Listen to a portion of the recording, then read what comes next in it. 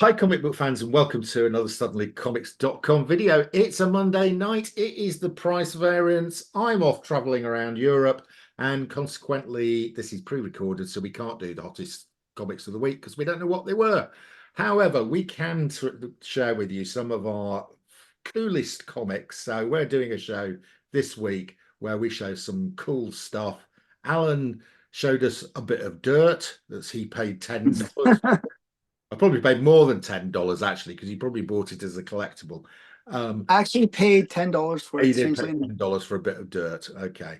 Mhm. Yeah, so if you want to see Alan's bit of dirt, you need to go and over to his show. And we're going to show some more cool stuff for the gullible this show. So Alan, off you go. You go first.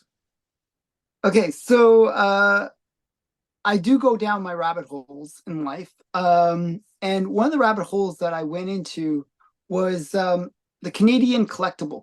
You mentioned about Alan Class being, trying to protect the UK comic market, where they basically wanted people to print within England. Well, the same thing happened in Canada. We during the war, we had a sort of a time period where you couldn't import American comics. And it did two things. One, we had people like Alan Class kind of level, like there was Anglo-American Press and Bell Features that would reprint American stuff in Canada. But there also was a movement to create Canadian characters. Okay, and one of the cool characters that was created during that time period was the first female superhero before Wonder Woman. Before Wonder Woman. Before Wonder Woman. So this was, hang on a minute. So we're not, which war we're talking about? Second World War. When was Wonder Woman created? Wonder I Woman thought was she was gold. created in she's Golden Age. Second World War is Golden Age. Yeah, okay. Okay, so Wonder Woman was created in 1941. So before 1941. Uh, Before late 1941. okay, so similar year. So Similar year. what is the female Canadian female superhero called? And Lady, we actually have a is she called Lady Canuck? no, she isn't. She's called Nirvana Oh, no. of the Northern Lights. And Nirvana. this is her first appearance, is in this comic. Wow. This comic is insanely rare. There's only 3 known copies to exist. And you've got one of them.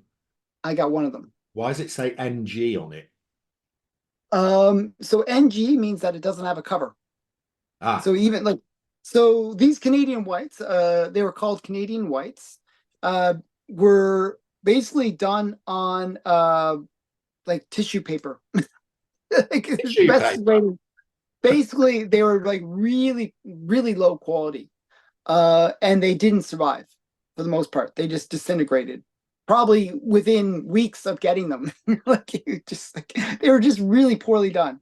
Well, if it's And all tissue paper, then obviously if there was a shortage of toilet paper during the period, then you've got an. no, well, the paper is like just really Oh, it's actually not as good. It's it's not as good as newsprint oh, even. it's not as good as newsprint. Okay, right. Lower quality than newsprint. Yeah. That's why I say tissue paper. It's just really low quality.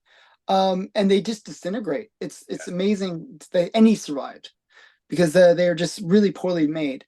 And that was because of the war effort, right? The paper was in short Yeah. supply. And so the cover sadly was not available for this one. This book, actually, I kind of lucked out on it because even in this grade, it probably goes for about $10,000. Whoa. Okay. There's only 3 of them. But yes. And it's Yeah, and it's significant for Canadian history yeah. because Nirvana of the Northern Lights, she came out just slightly before Wonder Woman, I think by a few months. Yeah. Uh, She hasn't taken off quite the same way though, did she? no, no, no, no. She never became like she became like in Canada, people would know her. Like Canadian, like people that know Canadian history and are interested in it would know her because they even created like a series of stamps based on this character.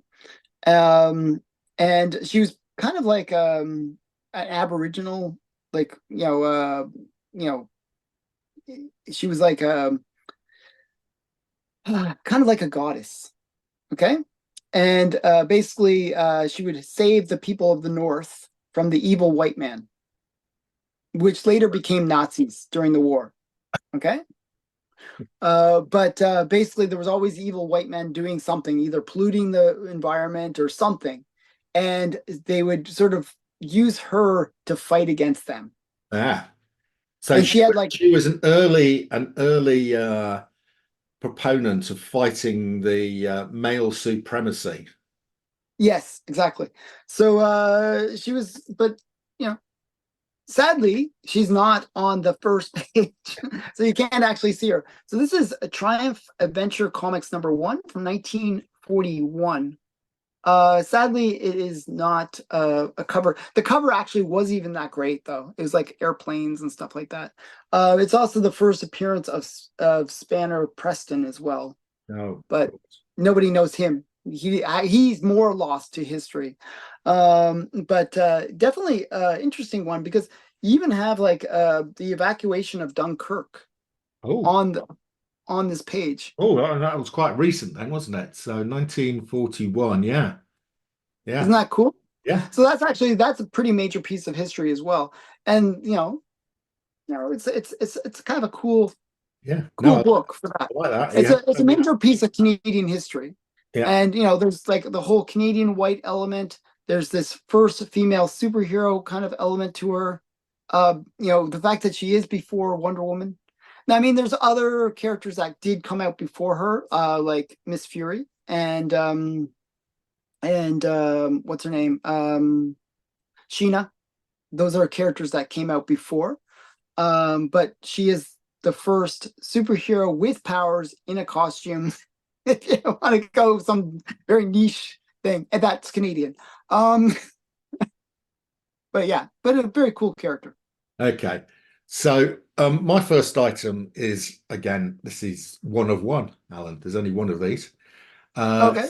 so I each year I attend a great comic convention up in Yorkshire called Thought Bubble, where a lot of artists and creators go. And I always take a whole huge bunch of blank comics with me, blank covers to get artists to do sketches on. Hmm. A couple of years ago, actually, I've got this woman to do sketches for me the last 2 years. So 2 years ago, I went to there was a Beano artist there. Hmm. What's her name? Laura, and she draws for the Beano in the UK. And Beano's still going on, right? Yes, it is. It's the world's longest running comic. I It's mean, into comic, yeah. 4,900. It's way ahead of anything else. Hmm. So yes, the world's longest running comic, and she'd been drawing for it for some time. Anyway, so I'd got a blank cover for a Spider-Man comic. So one of my favorite Spider-Man comics is one of the first comics I ever remember buying was the Alan Class version of the cover where Medusa is tying up Spider-Man with her hair. Yeah. Yeah, I love that cover. Yeah, me too. So, and I bought the Alan Class version when I was about 12, and I've still got it. It's completely beat up. It's worth nothing, but it's never going to leave my collection. So I said Hmm. to her, "Can you do me a version of that cover?" And she knew the one I meant. I showed her a picture of it when she went, "Oh yeah, yeah, yeah, yeah." I said, "But I want UK comic characters," and she's famous for drawing a character called Minnie the Minx, Okay. who's a bit like a sort of female Dennis the Menace. So, and she said, "Yeah, I'll leave it with me. Come back tomorrow and pick it up." So here we go. This is what she did for me. And we've got Minnie the Minx using her pigtails to tie Mm. up. That character on the floor is called Desperate Dan, who is also a famous character from the Dandy, I think he was. But he's a sort of cowboy character. What he's doing in a British comic, I'm not exactly sure. It's really weird. But he's famous because he eats cow pie. He's famous for having these great big cow pies that he eats. Um, Hmm. yeah, and here we go. So I think she's done a really good job at sort of No, interpreting. really awesome job, actually. Yeah, yeah. So there you go. That's not worth anything to anybody but me. It's a No, it's original art. It's beautiful. yeah, no, but again, that's just a commission that I had done, which I really liked. Um, yeah, and the one I had done last year, I got her to do Dennis the Menace as Spider-Man. Oh, wow. So she's got Dennis the Menace. He's just lifting his mask. Spider-Man's lifting his mask up, and underneath it, you can see it's Dennis the Menace. That's And awesome. she'd written something like, "It was Dennis all along." That's cool. You should get her to do some more, I'm gonna get. like I will get her to do another different one. Beano kind of things. Yeah, That's kind of fun. yeah. So I'm going to get her to do one. Hopefully, she's there again this year, and I'll get her to do. I have to think up what I'm going to get her to do because When you say Dennis the Menace, do you mean the Beano Dennis the I Menace? mean the Beano one. I mean the Yeah, UK one, not the US one. Yeah, yeah. yeah. There you go. That's my first little item. That's very cool. I actually really like that. Yeah, I'll have to look for one myself, get her to do something for me. Okay, so the the next rabbit hole that I went down is actually pretty messed up rabbit hole. So I like getting first appearances. Yeah. I think I've mentioned that many times. And I thought this was an easy one. So I was watching Alex the Comic Quarter, and he found like this cartoon book, and I actually have it. If I could grab it, but I'm not showing that. And he thought, because of the time period, that it was the first appearance of Popeye. All right. Okay. Okay. Yeah. And some websites actually say, yes, this is the first appearance of Popeye. So I was like, okay, I got to find a copy as well. So I found a copy of that cartoon book. Now he got it really cheap. I didn't get it as cheap. So I actually had to pay up a bit because it's quite hard book to find. But then because I said, hey, look, I have the first, I was kind of excited about it. And then people came out and said, oh, but there's actually this other thing that might be actually earlier. I'm like, oh, really? Come on. You bought the second appearance of Popeye. No, it wasn't even the second. So the point is, it's like there's this like thing where you keep on finding. Oh, there's this other thing. Other Oh one. wait, but wait. There's this other thing, and it just becomes like one more, and it was just like rabbit hole after rabbit hole of like. I'll give an example. I'm not going to show the thing yet. Here's an example. This is really early Popeye comic book. It's quite small. It's quite small. It's Popeye and the Compass Points. It was like a cereal box giveaway, and it's from 1933. Oh, that's early. See what you can see that? Yeah, that's amazing. It's Amazing. like a little. Yeah. Yeah, I mean, it's amazing this thing survived. This would be at the in cereal boxes or something like that. And then if you look at my wall, like I have another like a Popeye, Popeye up there. Yeah. and then there's there's two Popeyes up there. Yeah. One of them is early like scrapbook, so you could collect the news printings of Popeye and put them into the scrapbook, and that's earlier than the comic that cartoon book. Okay, so it's like finding. Okay, so then wow, I got those. I must have the first appearance now. And then there was like, oh, but wait, there's this other book that came out before all those things. So I was like, oh, okay. And I found out Popeye came out in 1929. So, you would think, okay, well, 29, that's really early. I mean, this is long before comics existed. Yeah. Right? I mean, that's earlier than Mickey Mouse. Yeah. So this is like, and this would be in the news strips and stuff like that. And I'm like, oh, man. What is the first book? And then it led me to this one. This is, from all I can tell, and then somebody's going to tell me something different. This is from 1931. So 2 years later, after Popeye had been created, this is the very first Popeye book. And it's a cartoon book inside. And this is from, it's called Thimble Theater starting Popeye. Now, Thimble Theater is the company that actually created Popeye, and they would have like in the news printings, it would be Thimble Theater, and then they'd have various characters. So he appeared in a newspaper strip before this, but this is the first time Yes. he appears in a comic format. comic format. Yes. And actually, if you want to get the true comic appearance, that's King Comics #1. Okay. That's a comic book, like where it's like Yeah, actual. yeah, shaped like a comic. Yeah. Yeah. So, but this is comic, like non-news strip published Appearance. thingy. Yeah. Yeah. You see, So, this is where you and I disagree. I think that is a comic, but you don't because it's not the right size. yes. Yes. Yeah. So, but this is that first comic book. Okay, it's like actually a book. Um, and this was 1931, as I said, and it was 25 cents. Yeah.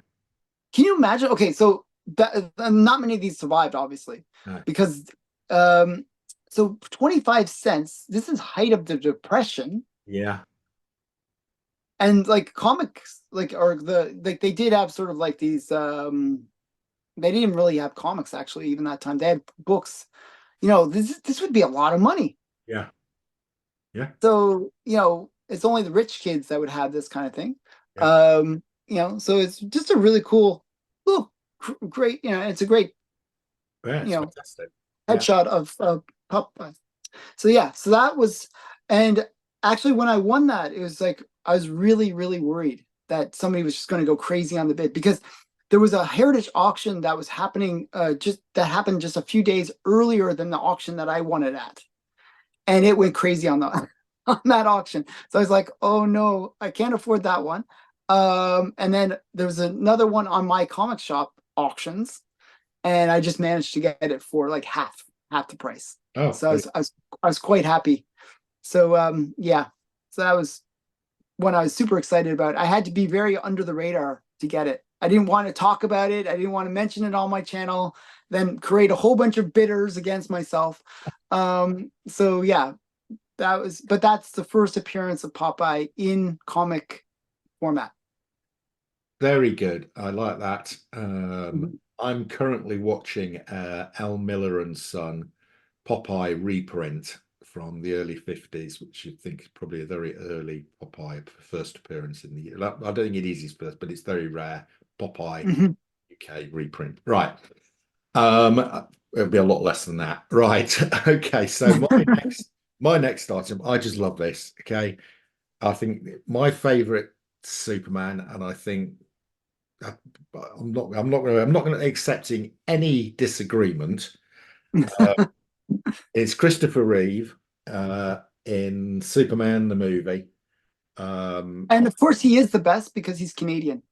Well, yeah, yeah. I'm not sure that's the reasoning. I just, and this magazine is fantastic. You got super. I felt like he really did capture You did Superman, though. capture. He's my favorite Superman, Oh, actually. okay. Well, that's good. And this thing is, Marlon Brando there as Jor-El. It was so awesome. I Uh, mean, the fact that they got Marlon Brando I to pay know. it's just such a weird thing. Oh, wait a minute. This page fallen out. It's a middle page. Eugene Hackman Yeah, as Lex Luthor. as not the greatest of Superman villain portrayals, but anyway. And it's just fantastic. And it's got the The Fortress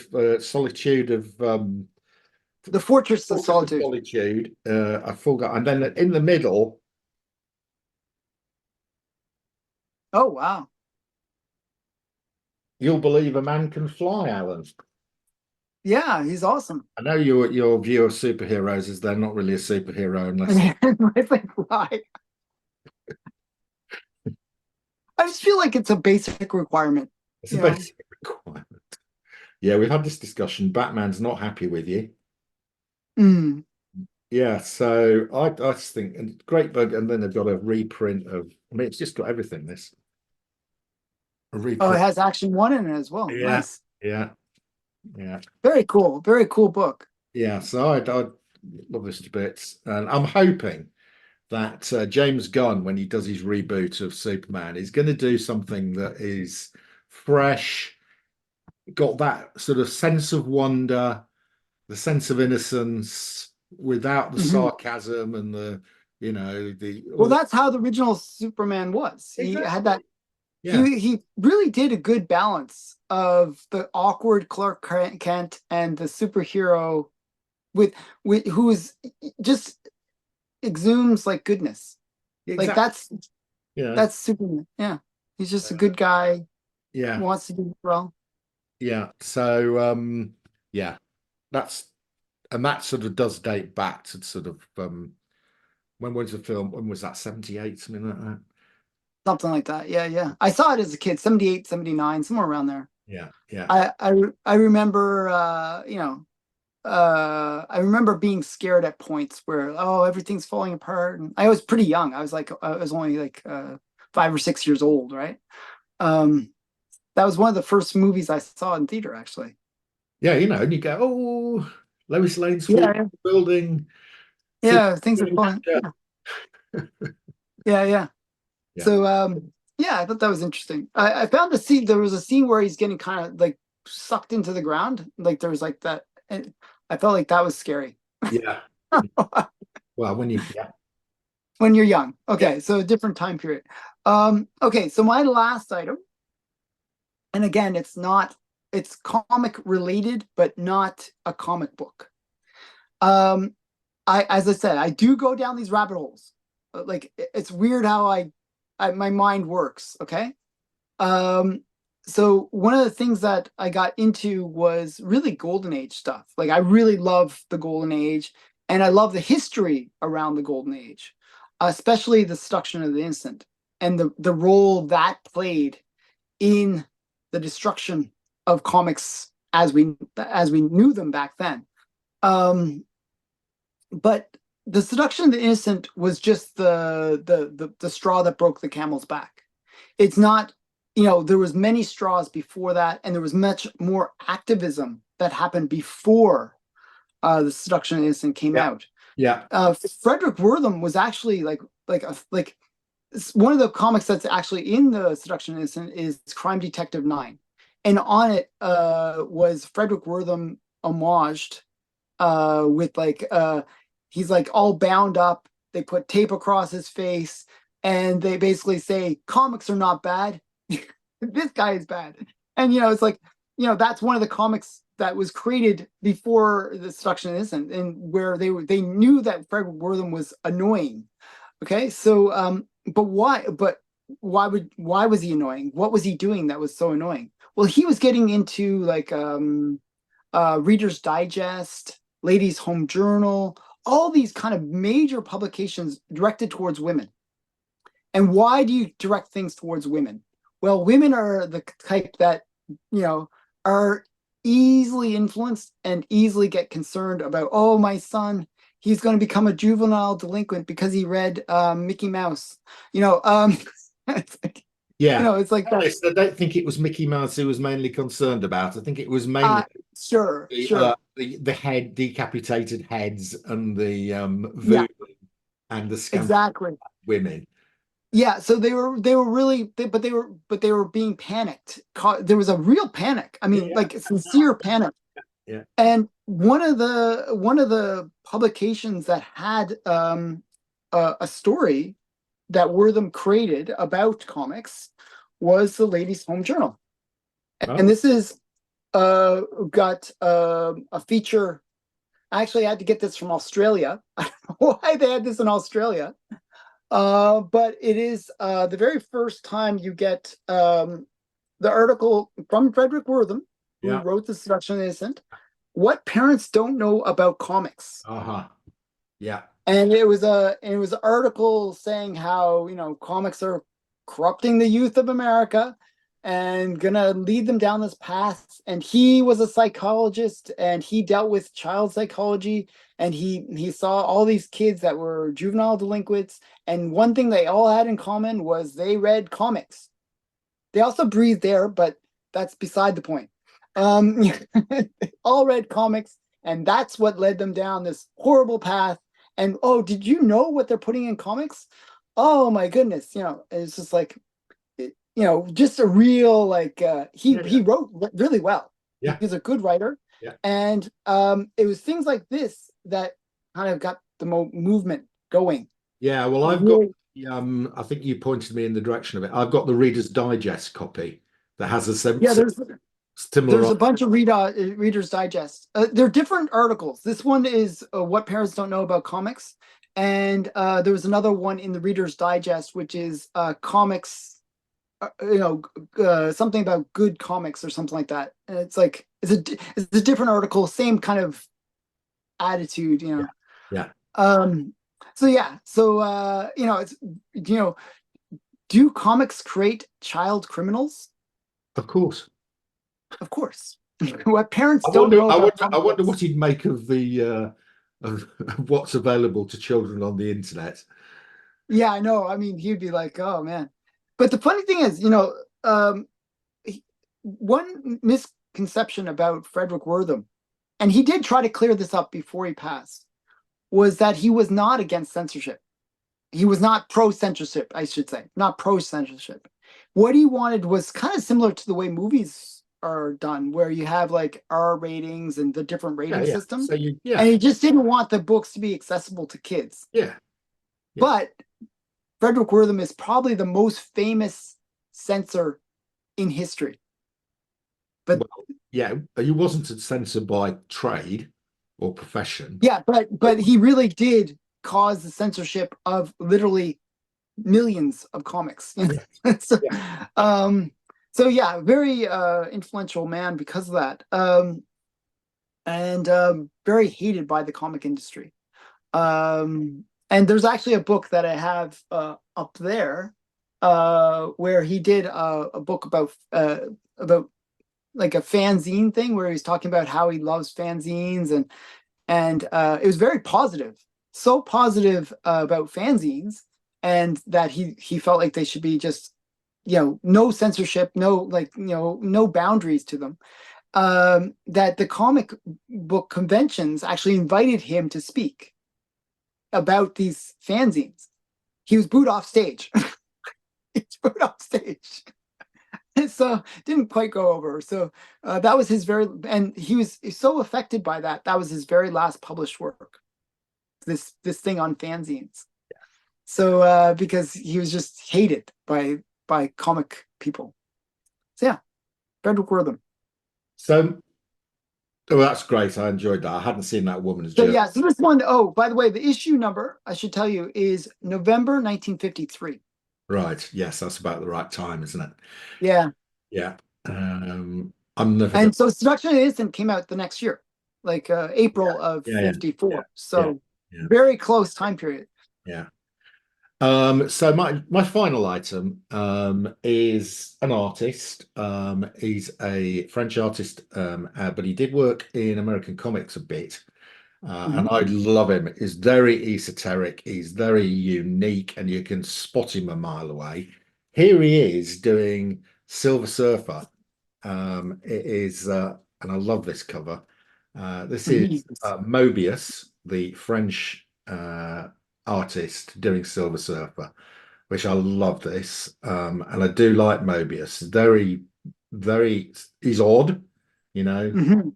I has led me in down various rabbit holes, such as heavy metal and metal, Yeah, yeah. where a number of his original, a lot of Mobius stuff can be found in heavy metal, uh, Mhm. which originally appeared in the French version, which was pre the American version, called Metal Hurlant. Um, Mhm. so yeah, and you can also, if you go to France, you'll find plenty of sort of hardback sort of books with Mobius stories, and I think one was called The Airtight Garage and stuff like that. So That's uh, cool. yeah, so I'm a big fan, and I do like him when he appears in mainstream American comics. Didn't happen that often, but it did happen. Mhm. Um, because he doesn't lose his style. You know, you can still spot it a mile away. Mhm. You know what's funny about that book, and the rabbit holes that I go down. I was told, oh, I wanted to get the first Silver Surfer, And back in the day when we didn't have like the internet and all these kind of things where you could say, oh, this is the first appearance, that easy look up thing. Somebody told me, oh, still, get Silver Surfer 1. And that was the Silver Surfer 1 that I got, thinking that, oh, I got the first appearance of Silver Surfer. You're off by some way. Yeah, I was off by a lot.